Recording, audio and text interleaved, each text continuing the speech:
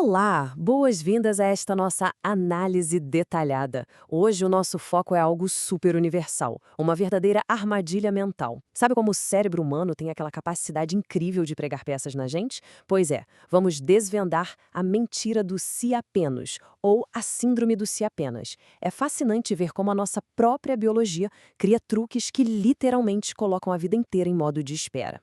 Para começar, vale a reflexão. Quem nunca sentiu que precisa daquele emprego perfeito, de um parceiro ideal ou de uma conta bancária impecável antes de se dar permissão para ser feliz? É aquela sensação incômoda de que a vida real só vai começar quando uma determinada condição mágica acontecer. Mas será que a felicidade mora mesmo sempre na próxima esquina? Certo, vamos mergulhar nisso, porque o contraste aqui é impressionante. De um lado, a gente tem o mito cultural de que a felicidade é condicional.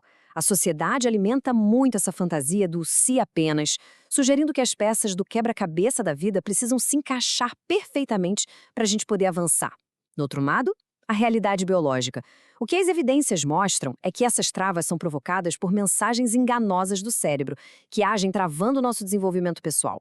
E para ilustrar bem o custo real de tudo isso, temos os casos do Ed e da Liz, que vêm direto do material de origem.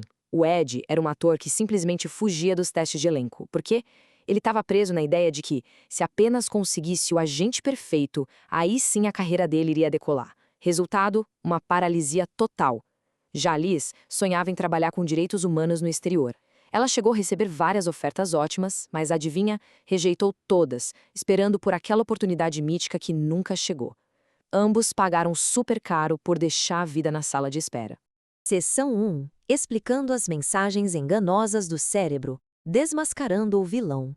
É absolutamente crucial entender que comportamentos paralisantes como os do Ed e da Liz não são falhas de caráter, não são fraquezas. Na verdade, são armadilhas biológicas.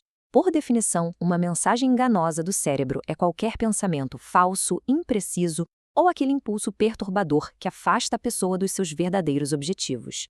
Se deixado por conta própria, o cérebro faz com que as pessoas acreditem em coisas que simplesmente não são verdade. Ele gera esses falsos desejos e medos que desviam a gente do caminho. E o mais assustador é como essas mensagens são insidiosas. Quando alguém está operando no modo parte de mim, o modo egocintônico, acredita de verdade que esses pensamentos falsos refletem a sua essência. A grande virada de chave acontece quando conseguimos mudar a perspectiva para enxergar isso como um invasor estrangeiro falso, o modo ego distônico. Ou seja, perceber que esses pensamentos são só intrusos desconfortáveis que não têm nada a ver com quem a gente realmente é, por mais reais que pareçam na hora. E isso nos leva à seção 2, o ciclo de hábitos do cérebro, alimentando o monstro. Agora, o que é super interessante de notar aqui é como a gente, sem nem perceber, acaba piorando essa síndrome com o tempo. Tem uma sequência biológica exata para isso. Olha só, tudo começa com a mensagem enganosa. Isso gera quase que instantaneamente uma sensação desconfortável, física ou emocional, como ansiedade ou tristeza. E para fugir dessa dor na mesma hora, o corpo exige uma resposta habitual, e geralmente essa resposta é um comportamento super destrutivo, como a esquiva emocional. Fazer o mapeamento desses gatilhos é tipo montar um quebra-cabeça revelador. Fica muito claro como o cérebro cria uma urgência enorme, exigindo aquela resposta habitual só para aliviar uma ansiedade passageira. O detalhe é que o cérebro não está nem aí se a resposta é construtiva ou destrutiva a longo prazo. Ele só quer que a sensação ruim pare e pare agora. E essa citação acerta na mosca. A gente acha que está melhorando as coisas, mas na verdade está piorando.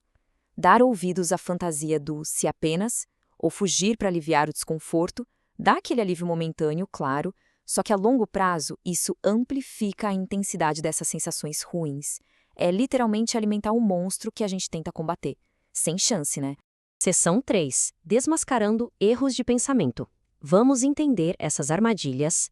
Já entendemos a biologia básica e o ciclo de hábitos, então o próximo passo lógico é examinar o que alimenta esses ciclos. E a realidade neurológica impressiona. Temos aqui a lei de Hebb, que diz que neurônios que disparam juntos se conectam.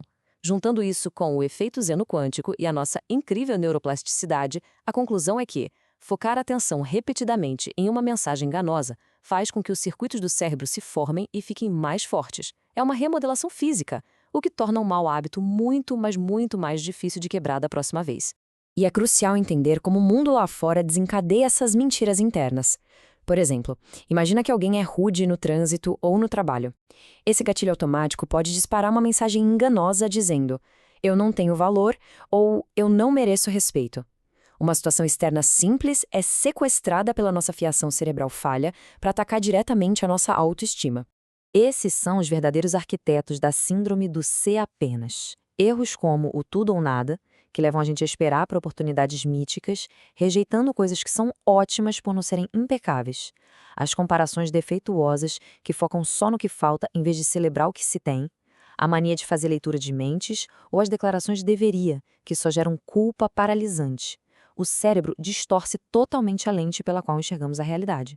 E isso ilustra brilhantemente como resolver o problema na prática. A solução começa com um bom diagnóstico.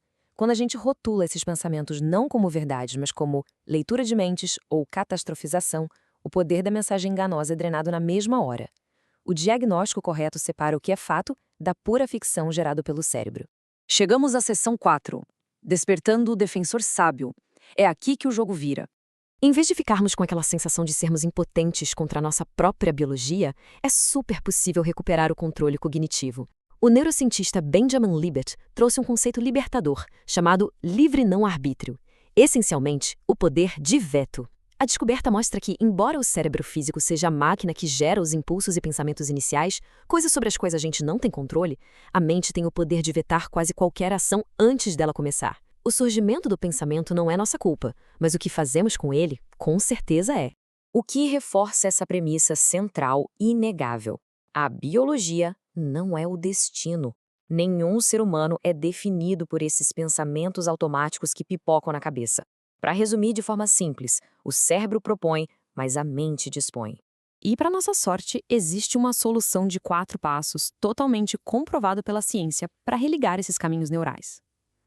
Tudo começa por parar de agir impulsivamente para satisfazer um desconforto e passar a reconhecer e consultar um guia interno totalmente diferente. E este é o grande antídoto, o defensor sábio. Pensa nele como aquela voz interna saudável, compassiva e inteligente.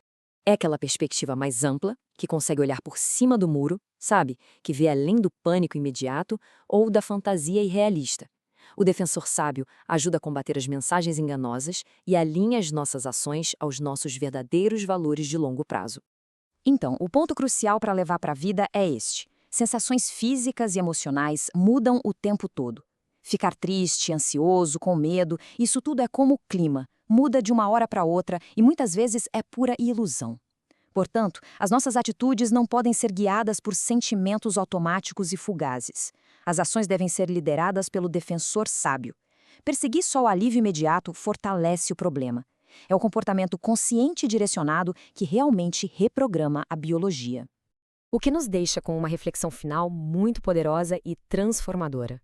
Da próxima vez que vier aquela onda de ansiedade ou aquela fantasia paralisante do se apenas, qual vai ser a escolha? Acreditar na armadilha ou ativar o poder de veto? Saber que o cérebro não dita todas as regras é a chave para questionar essas síndromes. É absolutamente possível sair da sala de espera da vida e começar a viver a realidade com muito propósito, um pensamento questionado de cada vez. Vale muito a pena refletir sobre o impacto imenso dessa nossa escolha diária.